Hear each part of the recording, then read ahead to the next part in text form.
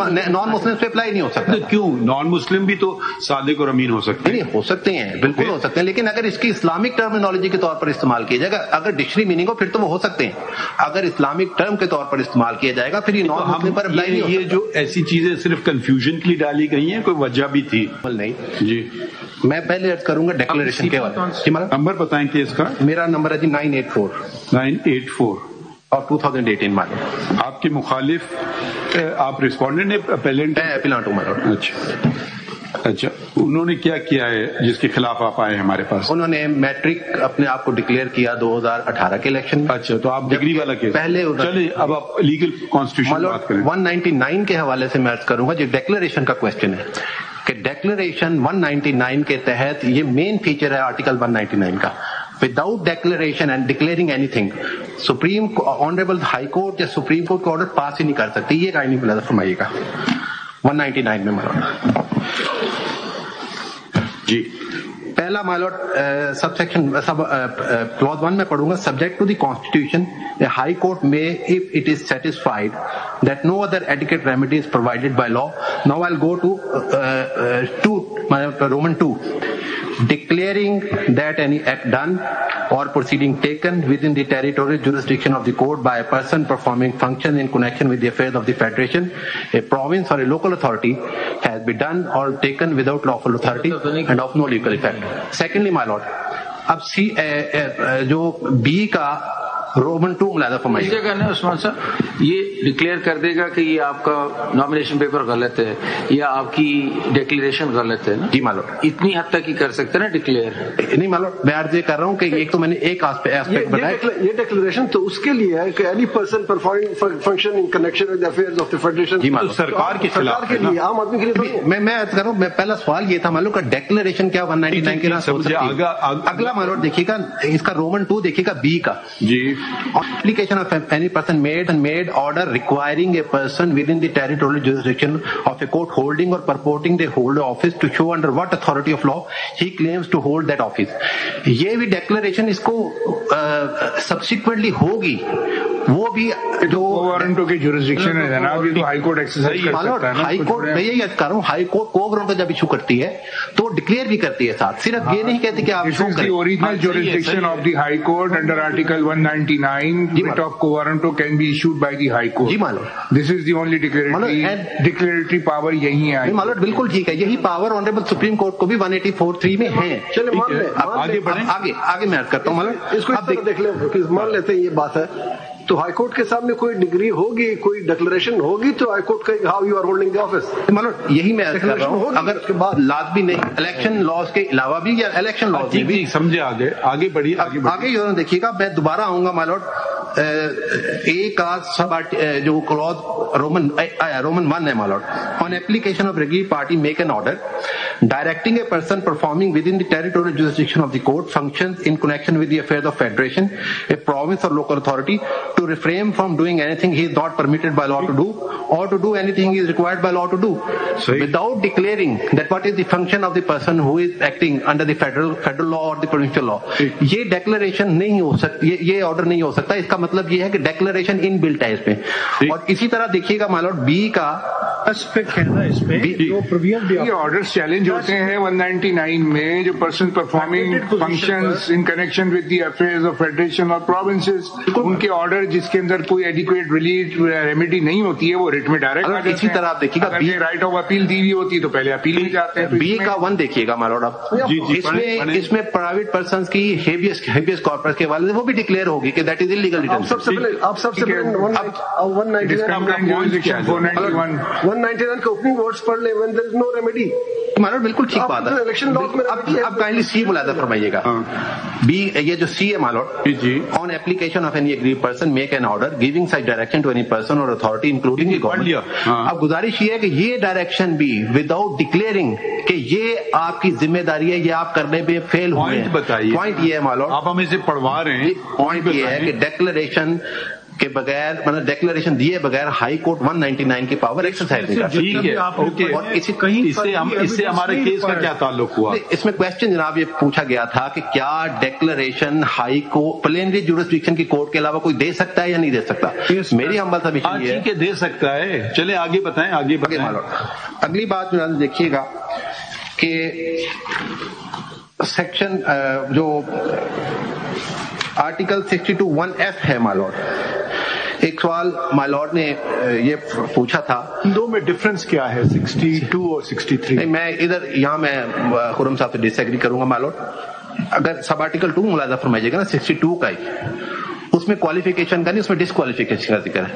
یعنی ڈسکوالیفیکیشن ہو یا کوالیفیکیشن ہو، اس کا مقصد ایک ہی ہے، چاہے وہ pre election disqualification. I personally agree with you. مطلب سب آرٹیکل 2 بڑا بات ہے. ٹھیک ہے، ہاں آگے بڑھیں. جی مالوٹ اس پہ تو انٹرچینجیبل ہے نا. جی انٹرچینجیبل، کیونکہ سب آرٹیکل 2 جو ہے وہی واضح طور پر کہہ رہے ہیں. صحیح ہے.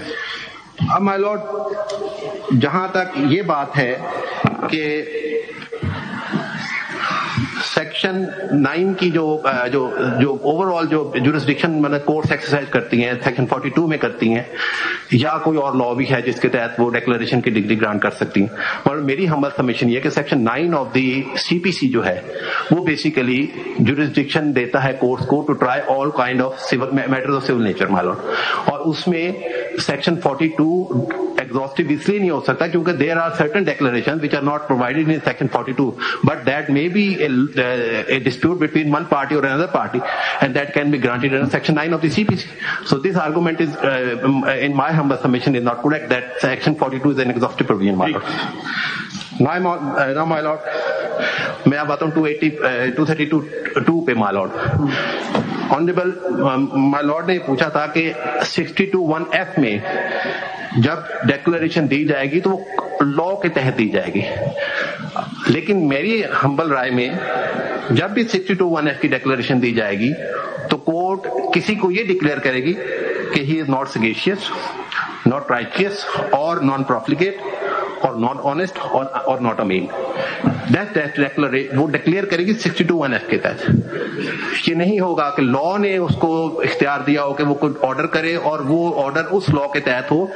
ڈیکلریشن اسی پروویژن کے تحت ہوگی. اس لیے سمیع اللہ بلوچ جو کہ کانسٹیٹیوشنل انٹرپریٹیشن پر بیس کرتی ججمنٹ ہے، اس کو جب تک ری وزٹ نہ کیا جائے اس وقت تک سیکشن 232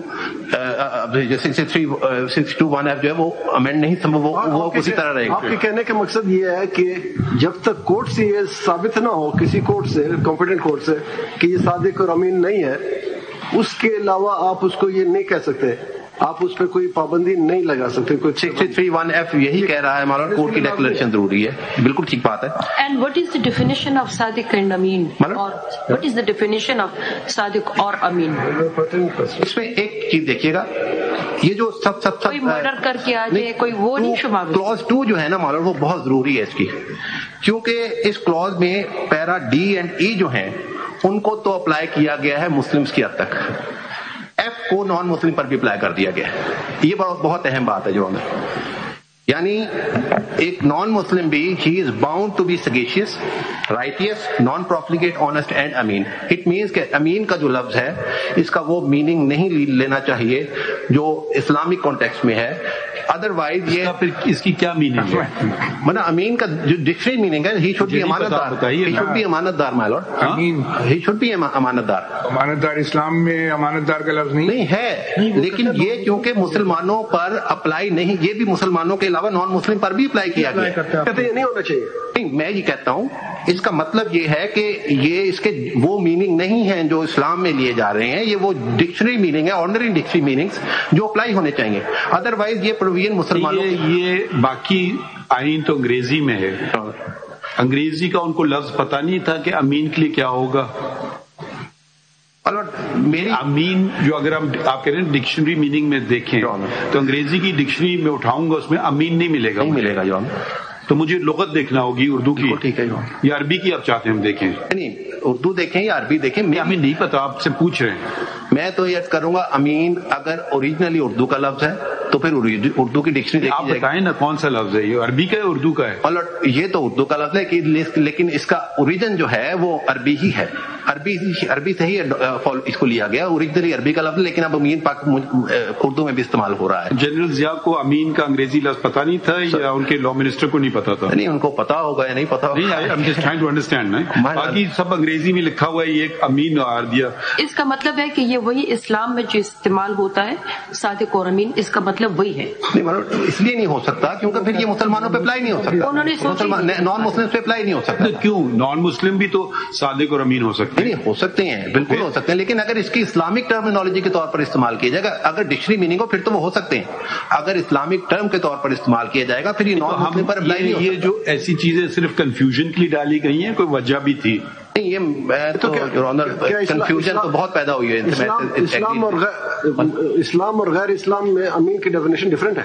نہیں مالوٹ, صادق اور امین دونوں کی, وہ سچا آدمی ہو, امانت دار ہو, وہ کوئی بھی ہو سکتا ہے. گڈ کیریکٹر کا آدمی تو نان مسلم ہو, مسلم ہو, گڈ کیریکٹر کی تو ڈیفینیشن کون ڈیٹرمائن کرے کہ فلاں شخص کا کیریکٹر اچھا ہے, فلاں شخص امین ہے؟ مالوٹ, یہ فائنلی تو کوئی خدا ہی ڈیٹرمن کر سکتا ہے, ہم آپ تو کر ہی نہیں سکتے. صحیح جواب آپ نے دیا, ماشاء اللہ.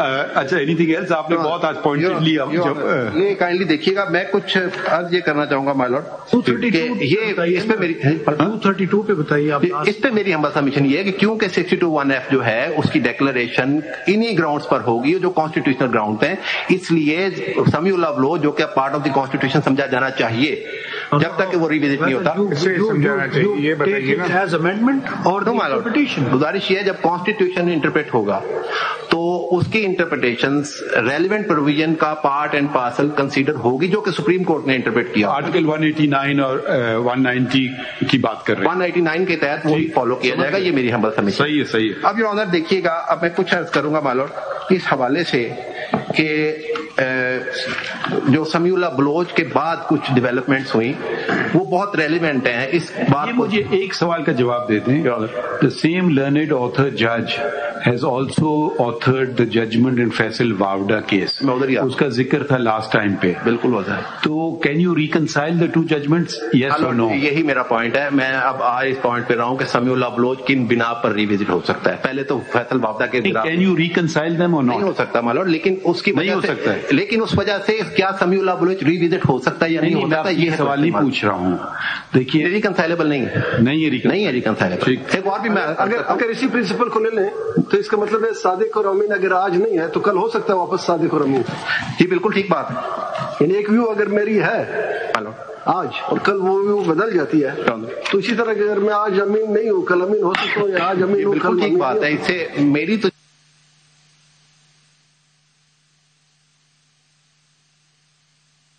you're being very fair. آگے بڑھیے.